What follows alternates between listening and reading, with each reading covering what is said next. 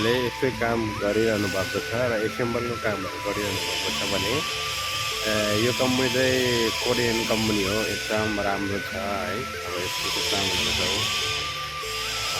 तपाईँको यहाँ अलिकति नट होल्डरहरू यसरी लगाउँछ होइन, यसरी गरेर एसेम्बल गर्छ।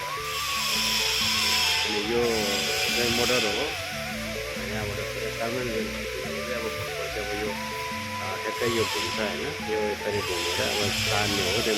त्यही मोटर चलाएपछि यसरी घुम्छ, अनि यहाँ पुरो घुमेर आउँछ।